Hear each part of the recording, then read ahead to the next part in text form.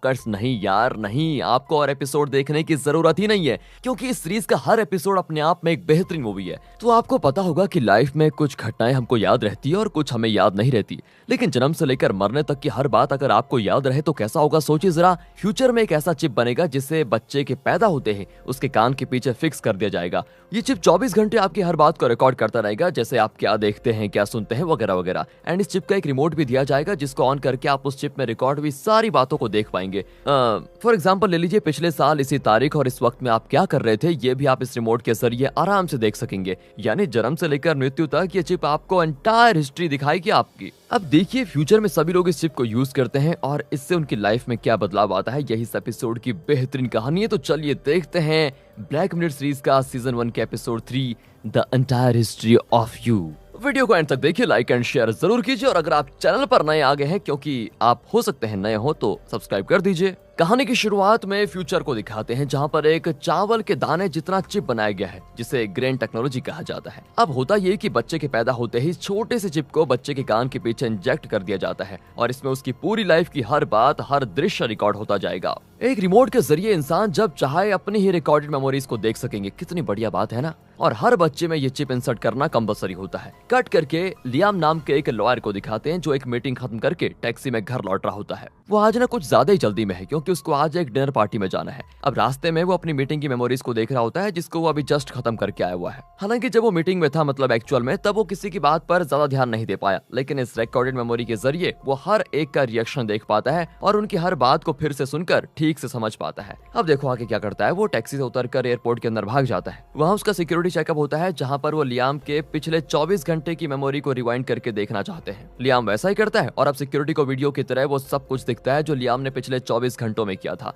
ब्लाइक को किन लोगों से मिला, कहां पर क्या किया उसने, और अगर यहाँ पर लियाम ने कोई गलती या क्राइम किया होता तो इनको पता चल जाता और वो लियाम को पकड़ लेते।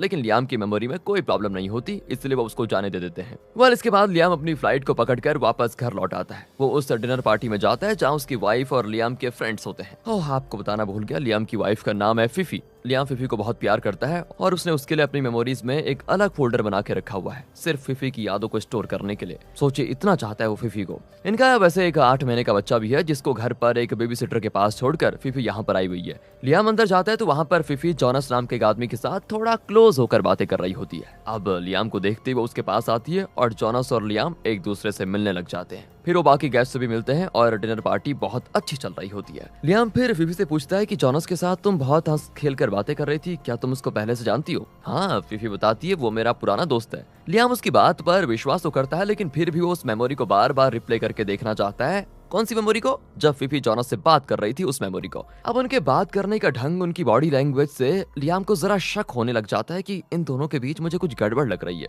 लेकिन वो उस समय फिफी से कुछ नहीं पूछता क्योंकि उसका शक गलत भी तो हो सकता है ना। डिनर के दौरान जॉनस बहुत सारी बातें शेयर कर रहा होता है। फिफी एक नजर उसे देखती है तो एक नजर लियाम को। जॉनस कहता है कि मेरे पास्ट में कई लड़कियां थी जिनके साथ मैंने बड़े मजेदार पल बिताए। मैं रोज रात को उन मेमोरीज को रिप्ले करके देखता हूँ, मुझे बड़ा मजा आता है। अब लियाम को ना उसकी बातें पचती नहीं है और ना ही उसके रंग ढंग उसको ठीक लगता है, लेकिन फिफी कुछ ज्यादा ही रिएक्ट करती है और जॉनस की हर बात पर हंसती रहती है। यानी कि इंटरेस्ट कुछ ज्यादा ही बढ़ रहा है इसका। लियाम को ये देखकर जलन भी होती है कि ये फालतू में क्यों उस पे इंटरेस्ट ले रही है। फिर पार्टी के बाद लियाम और फिफी घर लौट रहे होते हैं तो लियाम फिर पूछता है, तुम जॉनस को कितना जानती हो, जरा बताओ। वो कहती है, वो मेरा पुराना दोस्त है, पर मैं उसके बारे में बहुत कम ही जानती हूँ। वैसे तुम मुझसे इतने सवाल क्यों कर रहे हो? तुमने खुद ही तो जॉनस को पार्टी में इनवाइट किया था, याद नहीं है क्या तुम्हें? ये कहकर वो अपनी चिप की वो मेमोरी प्ले करके दिखाती है जिसमें लियाम ने खुद जॉनस को पार्टी के लिए इनवाइट किया था। देखा देखा, मैंने कहा था ना, मैं बस जॉनस को जानती हूँ और कुछ भी नहीं, हमारे बीच कुछ नहीं है।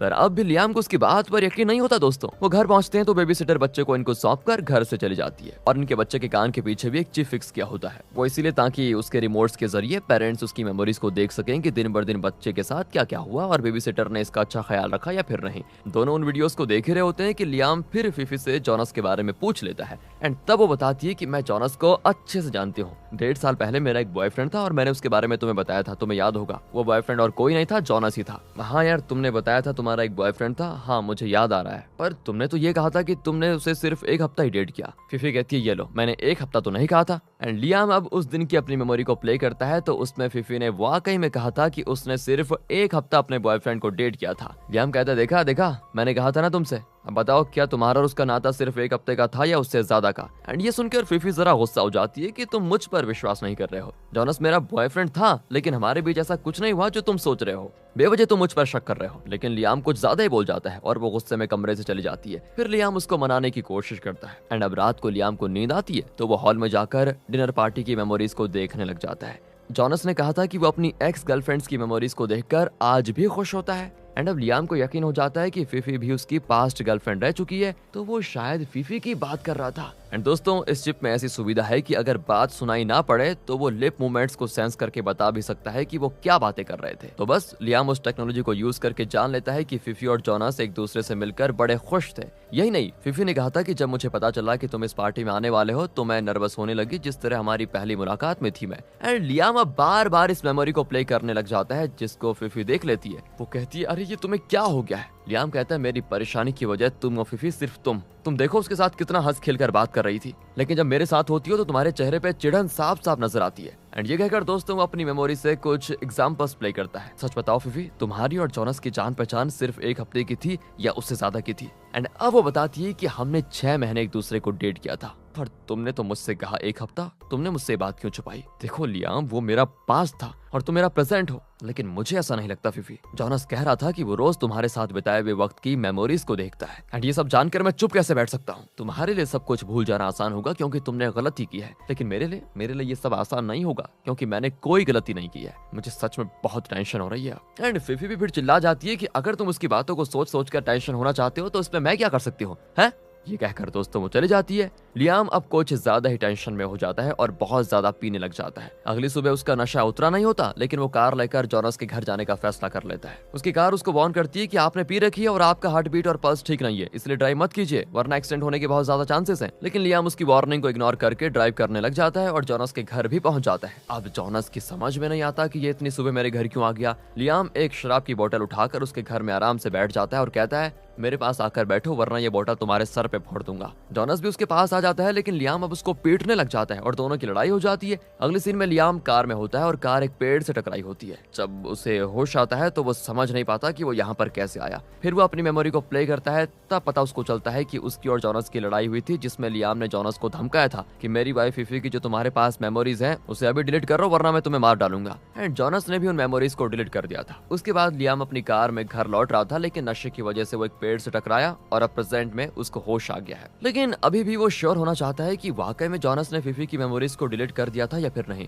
वो फिर से अपनी और जॉनस की फाइट वाली मेमोरी को देखता है तो उसको एक शॉकिंग बात पता चलती है, जिसको जानकर वो और टेंशन में आने लग जाता है और फिर घर लौटता है। वो फिफी से पूछता है कि हमारे घर में जो बच्चा है वो किसका है? लियाम, तुम सच में पागल हो गए हो क्या? ये क्या क्वेश्चन पूछ रहे हो? वो हमारा बच्चा है। देखो फिफी, मैं फिर पूछता हूँ और मुझे अब सिर्फ सच सुनना है। मैं जानता हूँ ये बच्चा हमारा नहीं है, चुपचाप बताओ ये बच्चा है किसका? लियाम, तुम्हें क्या नॉनसेंस बातें कर रहे हो? तुम इतना गंदा मत सोचो, वो बच्चा हमारा है और तुम्हें कैसे कह सकते हो कि वो बच्चा हमारा नहीं है? एंड अब लियाम उसको वो मेमोरी दिखाता है जिसमें लियाम के धमकाने पर जॉनस ने फिफी की मेमोरीज को डिलीट किया था। लियाम फ्रीज करके उन मेमोरीज को जूम करता है। इससे पता चलता है कि जॉनस और फिफी 18 महीने पहले साथ में थे। नॉर्मली बच्चा पैदा होने में 9 से 10 महीने लगते हैं और इस बच्चे की उम्र 8 महीने है। गणित तो तुम्हें भी आती है ना फिफी, खुद ही समझ लो। वो बच्चा मेरा नहीं है, तुम्हारा और जॉनस का है। एंड दोस्तों यहाँ पर फिफी की बोलती बंद हो जाती है। वो छोड़ो फिफी, ये बताओ जब से हमारी शादी हुई है तुम जॉनस को भूल चुकी हो, राइट? हाँ लियाम, मैं तो उसे कब का भूल चुकी हूँ और सिर्फ तुमसे प्यार करती हूँ। तो ठीक है, तुम उसे भूल चुकी हो, बहुत बढ़िया। तो जॉनस के साथ तुम जब थी उन मेमोरीज को प्ले करो मेरे लिए। पर फिफी कहती है, मैं उन मेमोरीज को कब का डिलीट कर चुकी हूँ। बहुत बढ़िया, अगर डिलीट हो चुकी हैं तो वहाँ पर ब्लैक फुटेज होगा, तुम मुझे वही दिखा दो बस। एंड अब फिफी नर्वस हो जाती है और कहती है, ठीक है दिखाती हूँ। लेकिन वो दूसरी ओर मुड़कर उन मेमोरीज को डिलीट करने की कोशिश करती है, लेकिन लियाम उसको रोक देता है। वो कहता है, आप क्यों डिलीट कर रही हो? हैं? इसका मतलब तुम इतने दिन उसके साथ बिताए हुए हर वक्त की मेमोरीज को देख रही थी और खुश हो रही थी, मेरे साथ प्यार का नाटक कर रही थी, राइट? मुझे धोखा दे रही थी तुम, और आज तो मैं तुम्हारी उन मेमोरीज को देख कर ही रहूंगा, कुछ भी हो जाए। और अब कोई रास्ता न पाकर फिफी को उन मेमोरीज को प्ले करना पड़ता है। जॉनस और फिफी को इंटीमेट होते देखकर लियाम का खून खौलता है। फिफी तो सर झुका लेती है क्योंकि वो बहुत गिल्टी फील कर रही होती है। अगली सुबह लियाम घर में अकेला होता है। फिफी अपने बच्चे को लेकर कहीं जा चुकी थी। ये घर फिफी की यादों से भरा हुआ था और इस बात से लियाम को बहुत दुख होता है कि अब वो इस घर में नहीं है। वो फिफी के साथ बिताए हुए पलों को प्ले करने लग जाता है। फिफी किचन टेबल पर बैठकर मजे से खा रही होती है और लियाम को देखते पूछती है, इतनी जल्दी कैसे उठ गए? रात को सोफे पर लेटकर लियाम को टुकुर टुकुर देखती थी और उस वक्त बहुत क्यूट भी लगती थी। लियाम बाथरूम में ब्रश कर रहा होता है तो फिफी आकर पूछती है, सुनो यार लियाम, ग्रीन पहनूं या ब्राउन, जल्दी बताओ। और इन्हीं मेमोरीज को देखकर लियाम बड़ा दुखी हो जाता है। वो इन बातों को याद नहीं करना चाहता, लेकिन फिफी के बारे में सोचे बगैर उसे रहा नहीं जाता। एंड अब वो फैसला करता है कि वो फिफी की कोई भी मेमोरी अपने पास नहीं रखेगा। वो अपने कान के पीछे फिक्स किए हुए उस ग्रेन चिप को काट कर निकाल देता है, जिसके साथ ही उसके पास फिफी की जो यादें थी वो सारी नष्ट हो जाती हैं। और यहाँ पर the entire history of you नाम के एपिसोड होता है खत्म। तो दोस्तों आखिर इस कहानी में बताया क्या गया है, जरा इसका एनालिसिस कर लेते हैं। वेल, तो आप तो स्मार्ट हैं, थोड़ा मैं भी बता देता हूँ आपको।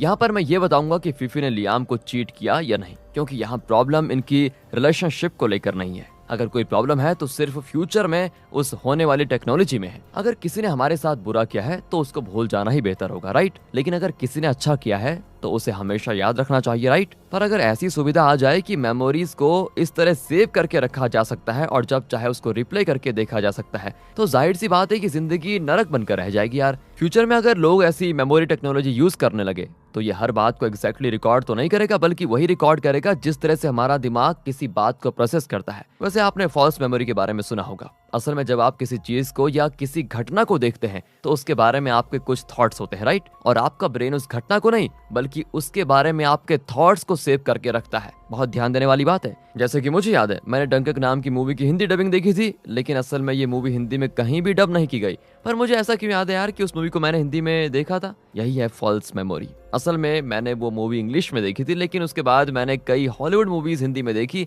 जिस वजह से मेरे माइंड में ये बात सेव हो गई कि मैंने डंकक मूवी हिंदी में देखी थी। अब अगर मैं इस चिप की टेक्नोलॉजी को यूज करता तो मेरी मेमोरी में वो मूवी हिंदी में प्ले होती एंड उस मेमोरी फुटेज को दिखाकर मैं कहूंगा, ये देखो मैंने हिंदी में डंकक मूवी देखी थी। लेकिन सच ये नहीं है। ऐसी टेक्नोलॉजी के किसी भी मेमोरी वीडियो पर हम विश्वास नहीं कर सकते, राइट। इस कहानी में लियाम शुरू से थोड़ा जेलस था कि उसकी वाइफ फिफी जोनस के साथ खिलखिलाकर बात कर रही थी। असल में फिफी और जोनस पास्ट में बहुत क्लोज जरूर थे, लेकिन वो बच्चा लियाम का ही था रियली में। लेकिन जैसे जैसे लियाम फिफी पर शक करने लगा और बार बार उसकी और जोनस की रिलेशनशिप के बारे में सवाल करने लगा, तो एक पॉइंट पर फिफी का खुद पर से भरोसा उठ गया कि कहीं ये सच तो नहीं कह रहा। उसके दिमाग में ये फॉल्स मेमोरी क्रिएट हुई कि शायद ये बच्चा सच में मेरा और जोनस का है। एंड दूसरी तरफ लियाम भी इस बारे में सोच सोच कर अपने माइंड में एक फॉल्स मेमोरी क्रिएट कर रहा था। यह आमतौर पर सबके साथ होता है कि हमने कोई काम किया होगा, लेकिन वक्त के साथ साथ हम ये भूल जाते हैं कि वो काम हमने किया था या फिर नहीं। हमारे माइंड में एक फॉल्स मेमोरी क्रिएट हो जाती है कि वो काम हमने नहीं किसी और ने किया था। एंड फिलहाल ग्रेन चिप जैसी टेक्नोलॉजी तो है नहीं, इसलिए जिंदगी जरा पीसफुल चल रही है।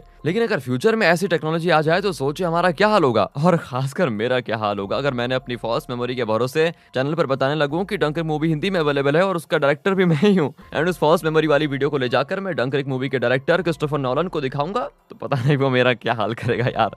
इसलिए दोस्तों खैर, जो हो गया सो हो गया। हर किसी की लाइफ में एक डार्क पास्ट होता है जिसको कोई वैसे भुला तो नहीं सकता, है ना। पर इसका ये मतलब नहीं कि उस पास्ट की बातों को प्रेजेंट में याद करके अपना प्रेजेंट भी खराब करो और फ्यूचर भी। इसीलिए हमेशा अपने प्रेजेंट पर ध्यान दीजिए। ये बहुत ही अच्छी कहानी है, इसीलिए मैं आपके लिए लेकर आ गया। अब क्योंकि ये फॉरेन सीरीज है तो यहाँ पर कुछ एडल्ट कंटेंट भी है, तो हमने उसमें नहीं पढ़ के इसको साइड कर दिया है और आपके लिए प्योर मार लेकर आ गए हम। वेल, आप तो रॉकर से आपने इतनी मूवीज देख ली है, अब आप बताइए ना आपके क्या विचार हैं इस पे। यार अपना हक बनता है, बता दीजिए कॉमेंट्स में। मिलते हैं अगली वीडियो में, ध्यान रखेगा अपना, बहुत जरूरी है ये। And finally thanks for